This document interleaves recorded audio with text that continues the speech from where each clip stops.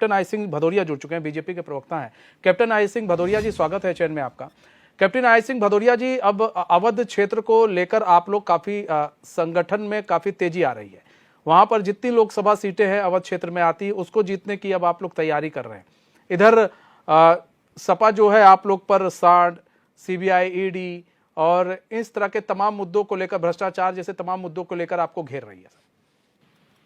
निश्चित तौर पर भारतीय जनता पार्टी की रणनीति हरदम रहती है कि चुनाव में हम बेहतरीन प्रदर्शन करें, आप जनता से कितना नजदीक जुड़ सकें, वोटर के घर घर तक पहुंच सकें।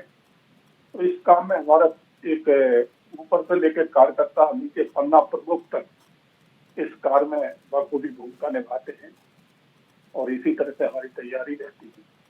रही बात अखिलेश यादव की, अखिलेश यादव इस टाइम बौखलाहट में है, बौखलाए हुए हैं।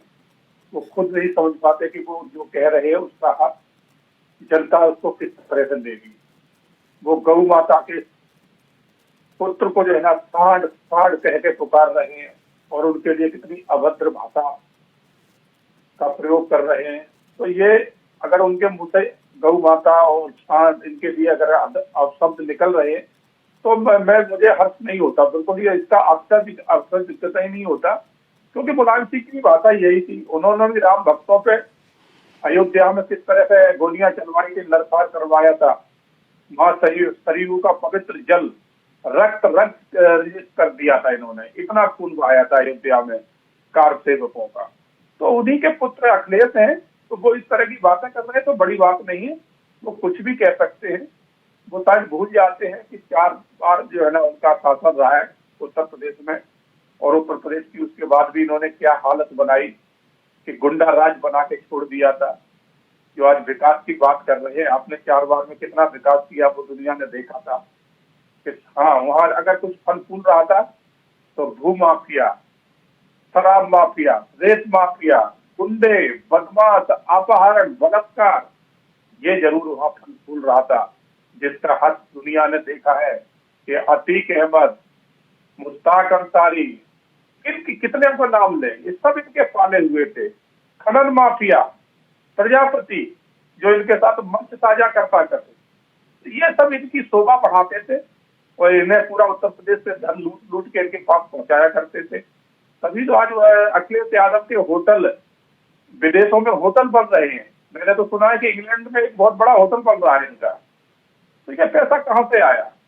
क्योंकि राजनीति मुलायम सिंह जी ने शुरू की थी, और जब शुरू की थी मुलायम सिंह जी ने, तो जब वो राजनीति में आए थे तो जो मेरा जहां तक आकलन है, नहीं मैं तो अच्छी तरह से जानता भी इस बात को, कि उनके पास कुछ भी नहीं था। चलने के लिए उनके पास एक साइकिल हुआ करती थी, उसमें भी कैरियर होता था, वो भी बिना कैरियर के दीवार से टिका के खड़ी कर देते थे। मगर आज अखिलेश जो है ना कहीं भी अगर जाते हैं तो प्राइवेट जेट लेके जाते हैं। आपने देखा होगा अभी जो इनकी महागठबंधन की मीटिंग हुई थी उसमें अरुणाचल में, तो वहां पर अखिलेश एक अपना प्राइवेट जेट लेके गए थे, और एक बार जेट ले जाने का मतलब कम से कम 1 करोड़ का खर्चा है। तो कहते तो है कि संविधान बचाने के लिए सब एकजुट हो रहे हैं, मगर 1 करोड़ का खर्चा करके प्राइवेट जेट ले जाके ये कौन सा संविधान बचा रहे हैं, कौन से गरीबों की लड़ाई लड़ रहे हैं? तो यहाँ से पता चलता है, दुनिया जानती है कि आज उत्तर प्रदेश में लॉ एंड ऑर्डर बहुत अच्छा कार्य कर रहा है।